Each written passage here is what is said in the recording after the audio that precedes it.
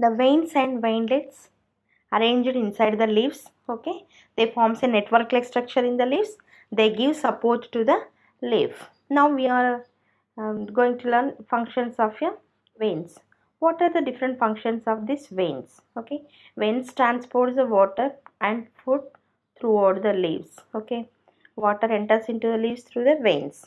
Okay, the food also supplies to the different parts with the help of these veins only. Okay, veins provide support to the leaf.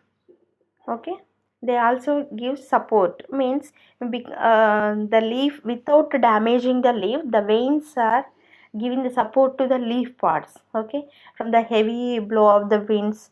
Okay, because of heavy rains, okay, they will collapse the structure of the leaf, they damage the leaf. So without damaging, the veins will give support, they can tolerate these heavy winds, and okay, they can fold during that time. Like that manner, the veins will support to the leaves. Okay, without damaging the leaf, the veins will helps.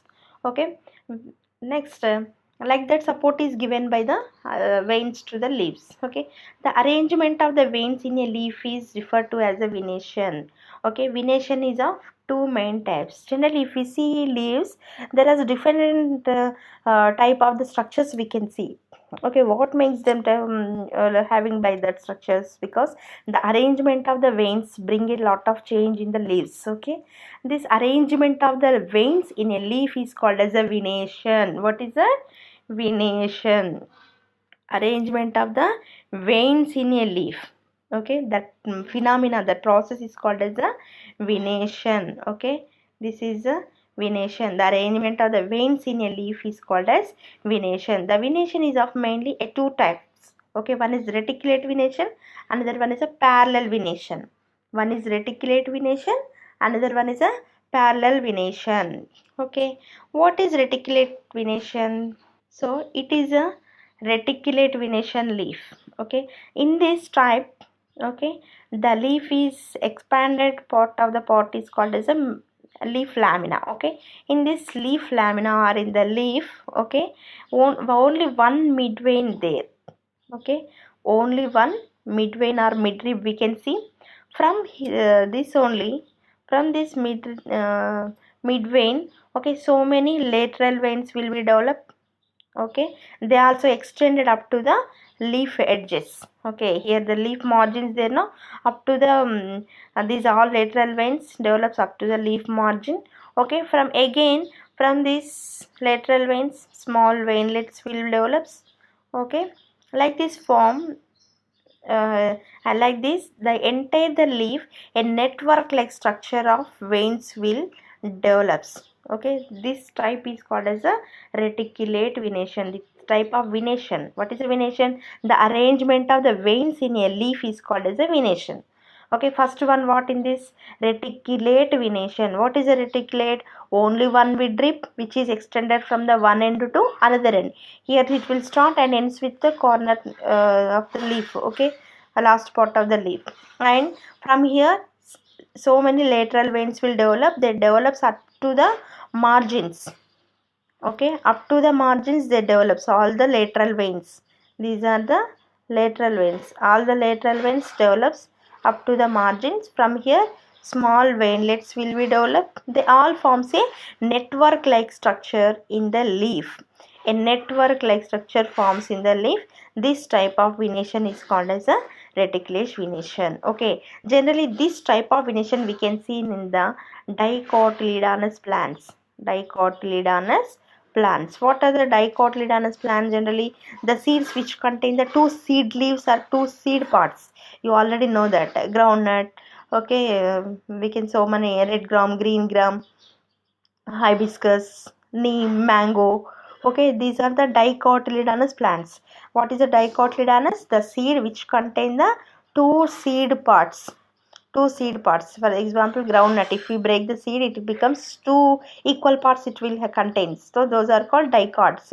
Okay, all the dicotyledonous plants contains these type of the venation. That is reticulate venation. Mango, neem.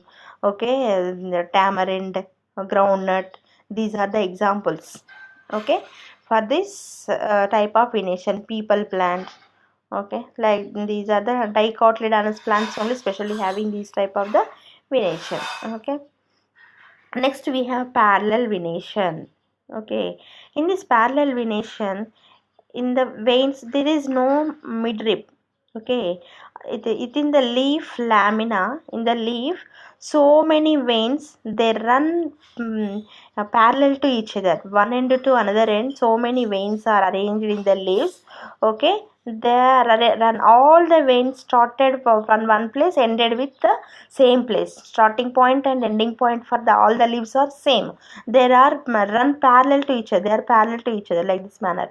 One vein is parallel to another vein, like that all the veins are arranged in a parallel manner. So this type of venation is called as a parallel venation. All the veins are parallel to each other. Okay, the starting point and ending point are the same to the all the veins. Okay, so this type is called parallel venation. Generally we can see this in grass plants. Okay, monocotyledonous plants, we can see this type of venation. Monocots means the cotyledonous are only one. For example, rice, maize, barley. Okay, zower, bajra. Okay, these all are the grass plants. Generally we can see these type of the venation. Okay, maize also, generally maize we use it to see while we are purchasing the maize, that maize corns, or we can along with that leaf we can get that. Okay, that leaves we when we observe these type of the venation we can see. Okay, this type of the venation. Okay, so all the grass plants. Okay, rice, wheat, maize, zower, bajra. Okay, these type of the plants contain these parallel venation, especially the grass plants. Parallel venation we can see like that.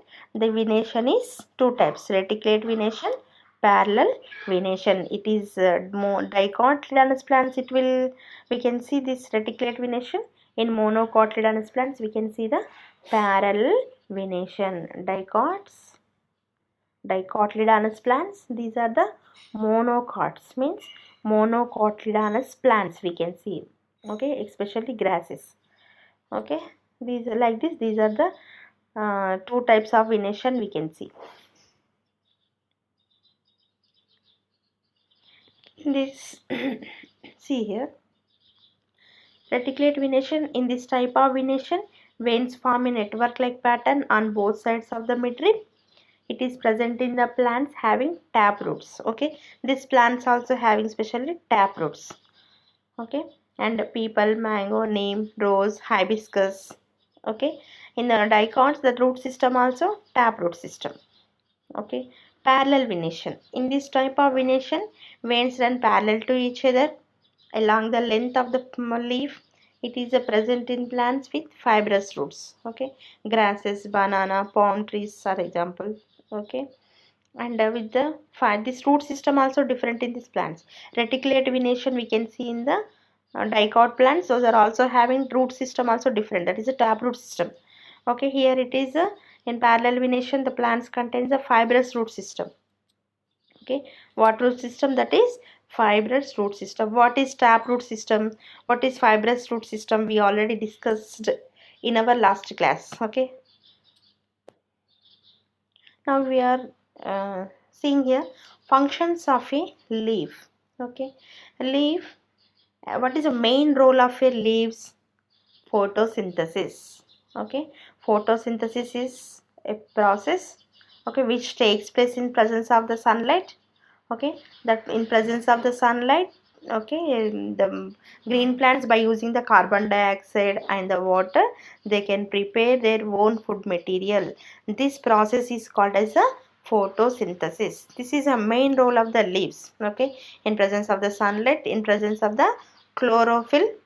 Okay, chlorophyll is a green color pigment which is having by the leaves. Green color pigment is called as a chlorophyll. Okay, in presence of sunlight, in presence of the chlorophyll, by using the water and the carbon dioxide, they can prepare their own food material.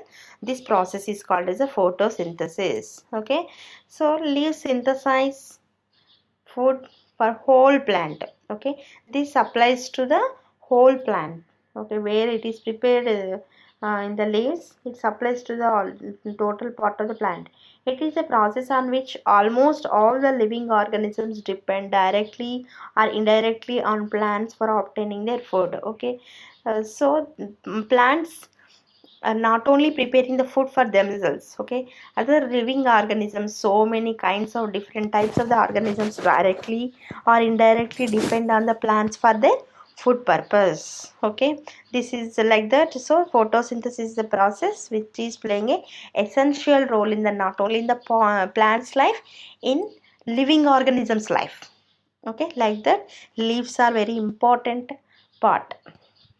Okay, next, what is another function performing leaf, that is a transpiration. Okay, transpiration. Okay, the loss of the water in the leaves or in the plants through the stomata in the form of the water vapor is called as a transpiration. Loss of the water in the form of water vapor, in the form of water vapor through the stomata from the leaves is called as a transpiration.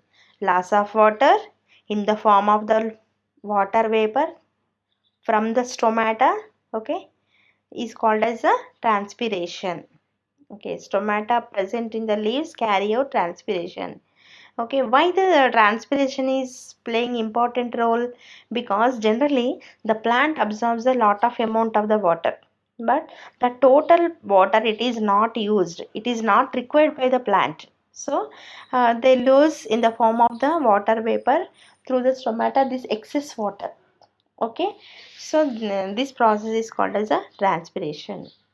Okay, in some plants the leaves get modified into a thread-like structures which helps in climbing up for support.